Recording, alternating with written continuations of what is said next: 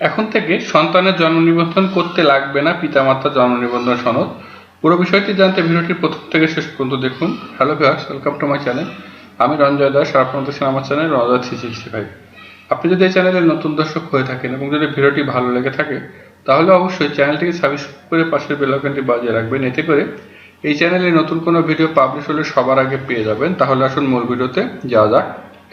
এতদিন পর্যন্ত জন্ম নিবন্ধন করার জন্য পিতা ও মাতার জন্ম নিবন্ধনের দরকার হতো, কিন্তু দেখা যেত অনেক মা বাবার জন্ম নিবন্ধন সনদ নেই, সেজন্য নতুন করে তাদের জন্ম নিবন্ধন করতে হতো এবং এতে করে ভোগান্তির শিকার হতে হতো এই সকল সেবা প্রার্থীদের।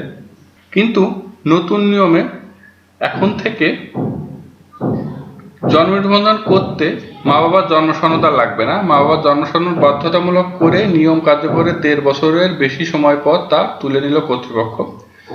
রেজিস্ট্রার জেনারেলের কার্যালয় সূত্রে জানা যায়, 27 জুলাই থেকে জন্ম নিবন্ধনের আবেদন করতে গেলে সফটওয়্যারে মা বাবার জন্ম সনদ চাওয়া হচ্ছে না। এতে করে বিয়ে বিচ্ছেদ হওয়া পরিবারের সন্তান যাদের মা কিংবা বাবা যে কোনো একজনের সঙ্গে যোগাযোগ নেই এবং পথ শিশুদের জন্ম নিবন্ধন করতে যে জটিলতা ছিল সেটি আর থাকছে না।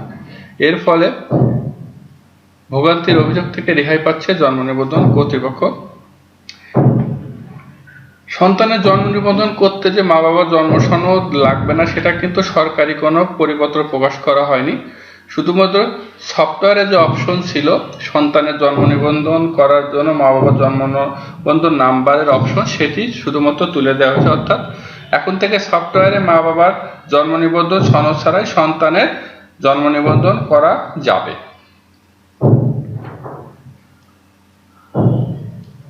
রেজিস্ট্রার জেনারেলের কার্যালয় সূত্র আরও জানায়, এখন থেকে হাসপাতালে জন্ম নেওয়ার পর দেয়া ছাড়পত্র বা টিকার কাগজ যে কোনো একটি প্রমাণ দেখে শিশুর জন্ম নিবন্ধন করা যাবে। এর আগেও এই নিয়ম ছিল, তবে 2021 সালের 1 জানুয়ারি থেকে নিয়মে পরিবর্তন এনে বলা হয়েছিল 2001 সালের পর জন্ম নেওয়া ব্যক্তিদের জন্ম নিবন্ধন করতে হলে তার বাবা মায়ের জন্ম নিবন্ধন সনদ অবশ্যই প্রয়োজন হবে। অর্থাৎ 2001 সালের পূর্বে যারা জন্মগ্রহণ করত তাদের পিতামাতার জন্ম নিবন্ধন সনদ লাগতো না, কিন্তু 2001 সালের পরে জন্ম নেওয়া সন্তানদের তাদের পিতামাতার জন্ম নিবন্ধনের দরকার হতো তাদের নামে জন্ম নিবন্ধন করার জন্য। এখন এটা তুলে দেওয়া হয়েছে। জন্ম ও মৃত্যু নিবন্ধন নীতিমালা 2018 3 গ ধারা অনুসারে কোনো এতিম ব্যক্তি, প্রতিবন্ধী, তৃতীয় লিঙ্গ, পিতৃমাতৃ পরিচয়হীন, বেদে ভবঘুরে, পথবাসী বা ঠিকানাহীন বা যৌনকর্মী হলে যেসব তথ্য অসম্পূর্ণ থাকবে সেসব স্থানে অপ্রাপ্য লিখে জন্ম ও মৃত্যু নিবন্ধন করতে হবে। এসব ক্ষেত্রে তথ্যের ঘাটতির কারণ দেখিয়ে নিবন্ধক জন্ম বা মৃত্যু নিবন্ধন প্রত্যাখ্যান করতে পারবে না। অর্থাৎ নতুন নিয়মে জন্ম নিবন্ধন অনেকটাই সহজ করা হয়েছে। কোনো ইনফরমেশনের যদি ঘাটতি থাকে সেগুলো না হলেও আপনারা জন্ম নিবন্ধন করতে পারবেন। এখন নতুন যে নিয়ম করা হলো সেই নিয়ম মেনে কবে থেকে আসলে জন্ম নিবন্ধন করা যাবে সেটা আসলে দেখার বিষয়।